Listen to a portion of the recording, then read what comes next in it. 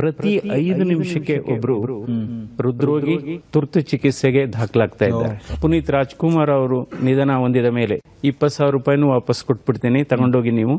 So ನಾವು ಉಚಿತವಾಗಿ ನಾವು ಚಿಕಿತ್ಸೆ ಮಾಡಿದ್ವಿ. ನಮ್ಮ ದೇಶದಲ್ಲಿ ದುಡಿದು ಸಾಯುವರಿಗಿಂತ ಚಿಂತೆ ಮಾಡಿ ಸಾಯುವರೇ ಜಾಸ್ತಿ ಇದೆ.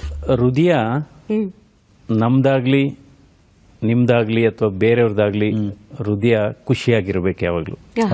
ಯಾಕೆಂದ್ರೆ ಹೃದಯ ಖುಷಿಯಾಗಿದ್ರೆ ಮನಸ್ಸು ಖುಷಿಯಾಗಿರುತ್ತೆ. ಸೊ ಮನಸ್ಸು ಖುಷಿಯಾಗಿದ್ರೆ ದೇಹದ ಆರೋಗ್ಯ ಕೂಡ ಚೆನ್ನಾಗಿರುತ್ತೆ. ನಿಜ.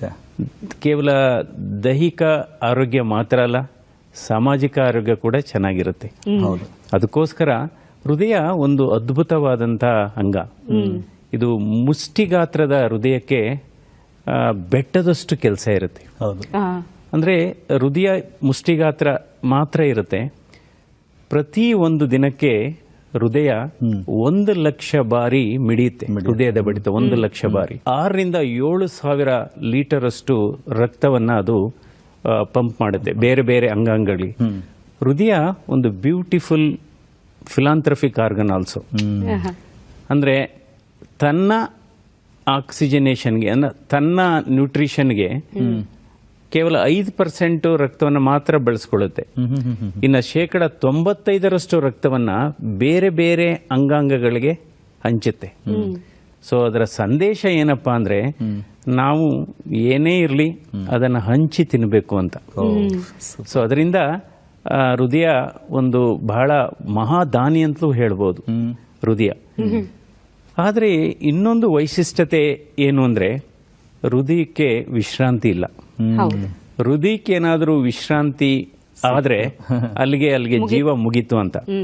ಅದರಿಂದ ಈ ನಮ್ಮ ಮನಸ್ಸಿನ ಭಾವನೆಗಳು ಏನೇ ಇರಲಿ ಅದು ನೇರವಾಗಿ ತಾಕೋದು ಹೃದಯಕ್ಕೆ.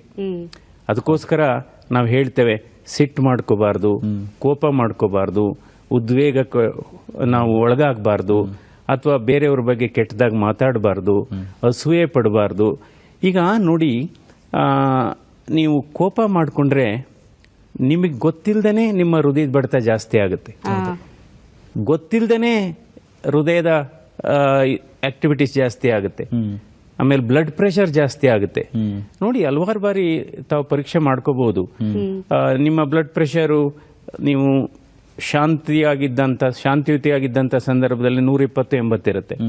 ನೀವು 3 ನಿಮಿಷ 4 ನಿಮಿಷ ಕೂಗಾಡಿ ಕಿರ್ಚಾಡಿ ಅಥವಾ ಏನಾದರೂ ತುಂಬಾ ಬೇರೆಯವ್ರ ಜೊತೆ ವಾದ ವಿವಾದಕ್ಕಿಳಿದ್ರೆ ಇಮ್ಮಿಡಿಯೇಟ್ ಆಗಿ ಬ್ಲಡ್ ಪ್ರೆಷರ್ 160, 100 ಆಗುತ್ತೆ. ಅಥವಾ ನಾನು ನೋಡಿದ್ದೇನೆ.